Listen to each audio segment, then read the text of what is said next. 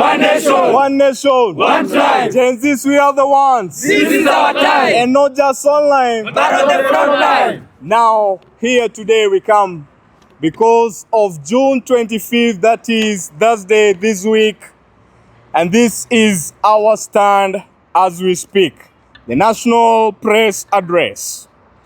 Fellow Kenyans, today we address the nation with clarity, responsibility, and patriotism.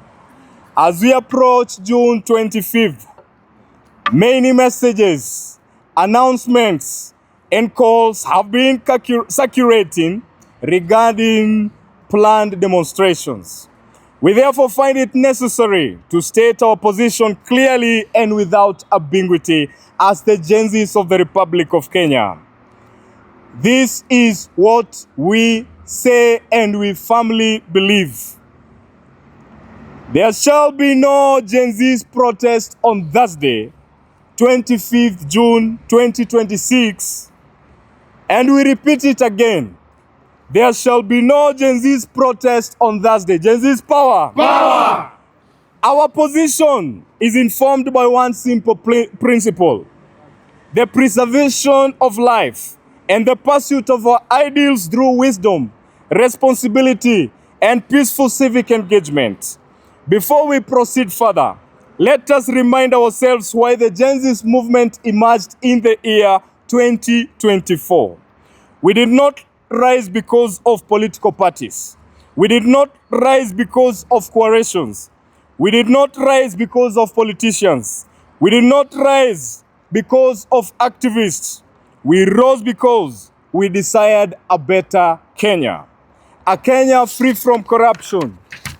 A Kenya free from bad governance. A Kenya free from injustices. A Kenya where accountability is not optional, but is a must. A Kenya where transparency is not a slogan, but a principle of leadership.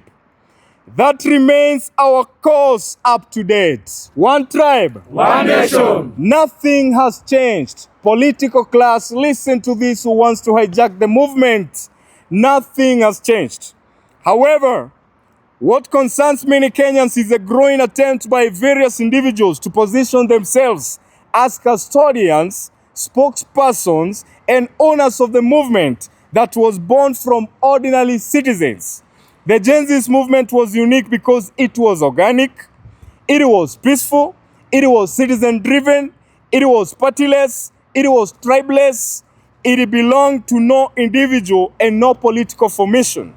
And this is not about one-term or two-term slogans. History teaches us that whenever people's movement gains national attention, there will always be those who seek visibility from it, influence through it, and relevance because of it. But Kenya must always remain greater than personal interest. The sacrifice made by young Kenyans was never intended to become a platform for self-promotion. The pain of grieving families was never intended to become a public relations opportunity.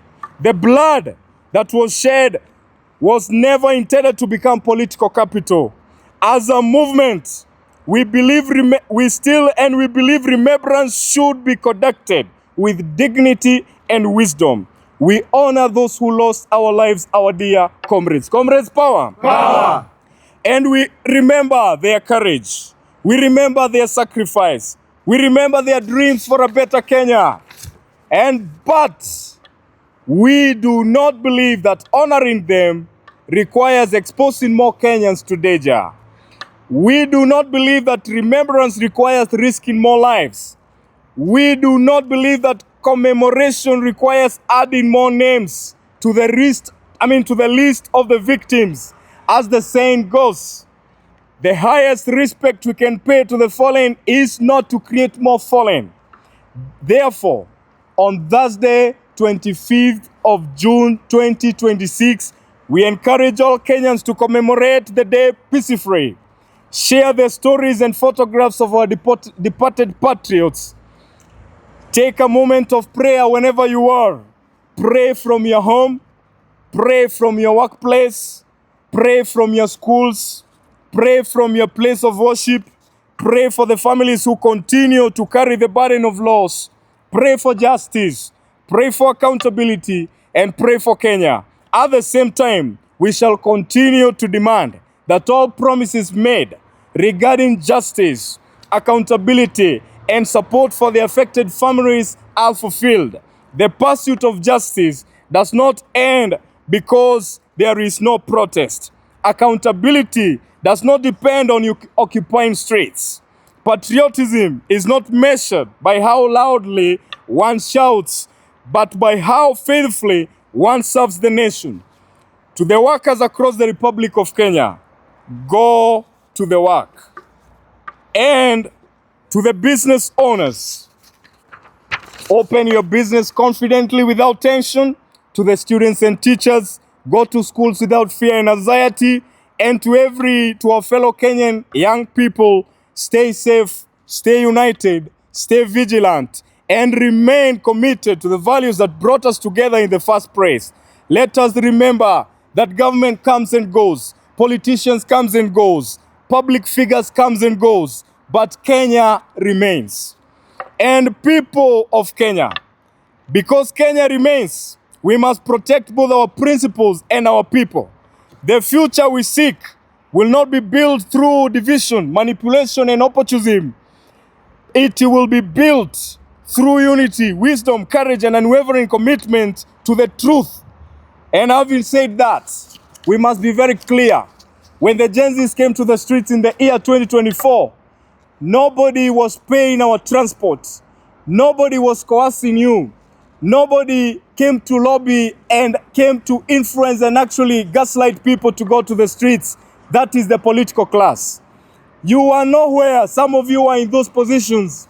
Some of you, yes, you are in opposition, but when we went to the streets with likes of Rex Masai and other comrades who lost their lives, you are nowhere. Instead, you're back watching, seated comfortably with your families, watching the Gen Zs suffer the tear gas, suffer the bullets, yet, and the following day, you came and went specifically to the city mortuary to confirm how many people and how many Gen Zs were killed. We have seen you announcing the protest of the Gen Zs on Thursday. Let's ask you.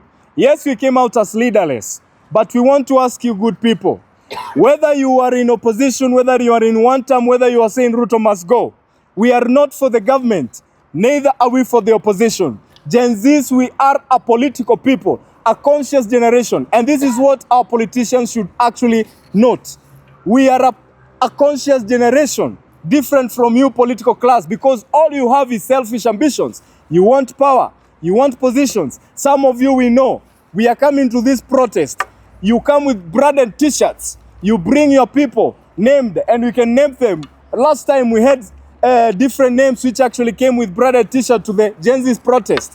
You wait at your homes, and when you hear the streets are flooded, that is when you show up with your team of cameras, with your good security, and when the situation becomes worse and exposes the innocent Gen Zs to danger out of the bullets, live bullets, you are evacuated so peacefully and you are taken to safer place. Yet you leave us to die. Your joy, and we ask you, you who are purporting to be actually announcing our protest, we ask you, what do you gain from this protest that you are not open to us? We as Gen Zs, we come to the streets innocently saying, as a student, as a worker, as an innovator, I believe that I will put on effort into my life and my life will change. But when we come there and we cry for justice, you come there kupiga vipindi for your own reasons, and then us the following day we start crying that our comrade so-and-so has been killed.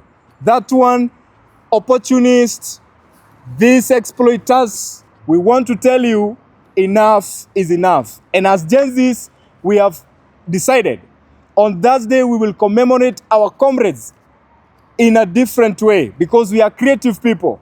We better take selfies, we better post them on our online pages, but in the streets, those who went to the Vigilance House to announce about the Gen Z's demonstration, calm yourselves and your families, but Gen Zs, we will not be part of that opportunism. Thank you very much. And let me, of course, introduce one more person here.